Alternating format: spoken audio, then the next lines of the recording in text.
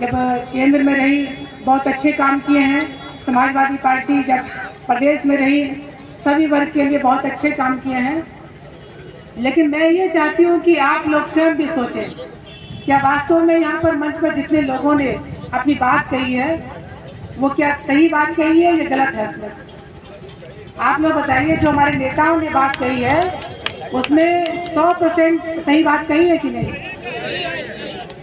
लेकिन 10 साल पहले ऐसा क्या हुआ जो बीजेपी के लोग आप लोगों के बीच में आए और इतने बड़े बड़े वादे कर दिए कि सभी लोग को ऐसा लगा ये तो बहुत अच्छी सरकार आने वाली है। इससे पहले कभी किसी सरकार ने इतना अच्छा काम किया ही नहीं। और जब इस बीजेपी के लोगों ने जब ये कह दिया कि हमारी सरकार बनाओ और अपने खाते खुलवाओ, 15-15 लाख रुपए खाते में डाल देंगे, तो लोगों को लगा कि इससे अच्छे तो सरकार कोई आने वाली नहीं है। और 2014 के बाद जब 15 लाख रुपए नहीं आए तो 19 का चुनाव आया तो लोगों को ये लगा कि शायद भूल चूक हो गई होगी, बीजेपी की सरकार तो शायद 19 में आ जाएगा। तो 19 में भी लोगों ने बीजेपी की सरकार बना दी और जो रही सही कसर थी वो 22 में पूरी हो गई। सोचा कि 22 में भी शायद आएंगे।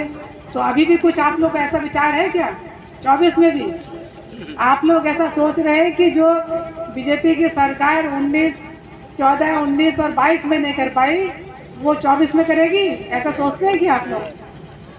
2000 बच्चों को नौकरी, 2 करोड़ लोगों को नौकरी देने के लिए कहा था एक साल में, किसको नौकरी मिली?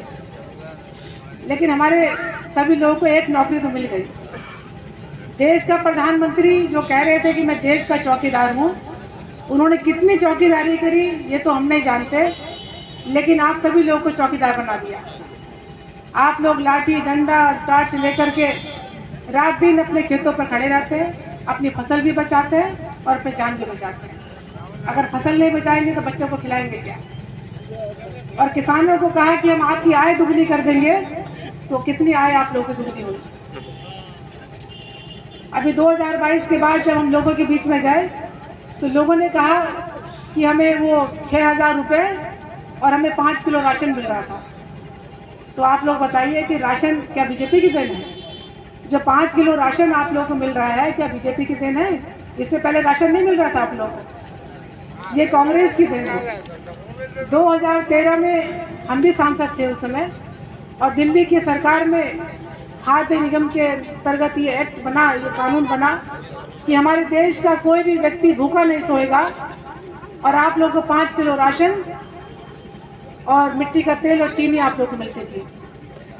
2 रुपये किलो गेहूँ और 3 रुपये किलो चावल का पैसा आप लोगों से इसलिए लिया जाता था कि आपका स्वाभिमान भी बचा रहे और आपको ये लगे कि हम सस्ते में गल्ला खरीद रहे हैं। और क्या हुआ उसके बाद बीजेपी की सरकार में? सरकार ने चीनी भी बंद कर दी, मिट्टी का तेल भी बंद कर दिया और आप लोगों को जुंडी और बाजरा दे रही। और जो आप लोगों से 2 रुपये किलो 3 रुपये किलो का जब पैसा लिया जाता था पहले, अब वही ये समझ लीजिए कि जो मसाला आप लोग खरीद रहे हैं, जिसके लिए जबरदस्ती आप लोगों से मसाला खरीदवा रही है सरकार, उसका टैक्स वो लेती होगी और कहते हैं कि अपना मसाला खरीदो। तो ये सरकार जो है ये देख करके काम करती है कि हमें वोट कैसे लेना है और झूठ बोल करके कैसे हमें अपनी सरकार बनानी है। और कांग्रेस की सरकार और समाजवादी पार्टी के लोग ये देख करके आप लोगों को काम करते हैं कि आप लोगों की ज़रूरतें क्या हैं, हमारे किसान भाई की ज़रूरत क्या है, हमारी महिलाओं की ज़रूरतें क्या है, हमारे जो नौजवान बच्चे हैं उनकी ज़रूरतें क्या है। और जब हमारी समाजवादी पार्टी की सरकार नहीं थी, जब हमारे समाजवादी पार्टी के संरक्षक हमारे नेताजी ने देखा, किसानों की समस्याएं देखी, किस तरीके से वो खेती किसानी करते हैं, आप लोग की सिंचाई फ्री कर दी और नारा लगाया रोजी रोटी सस्ती हो, दवा पढ़ाई मुफ्ती हो।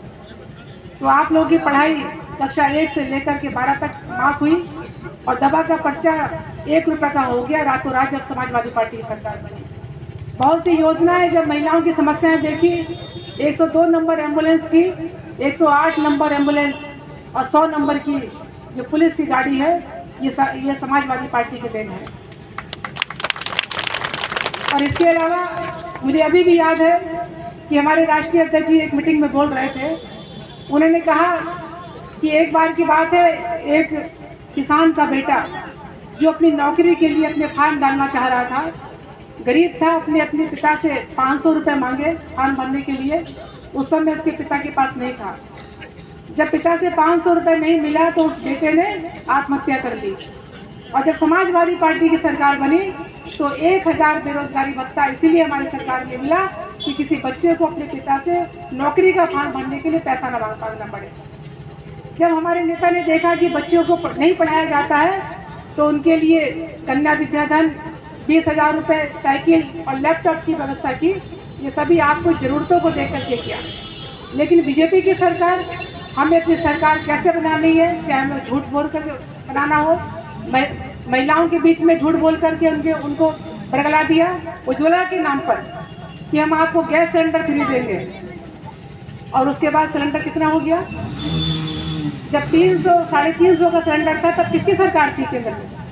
आप लोग बताइए, किसकी सरकार थी? कांग्रेस की सरकार थी।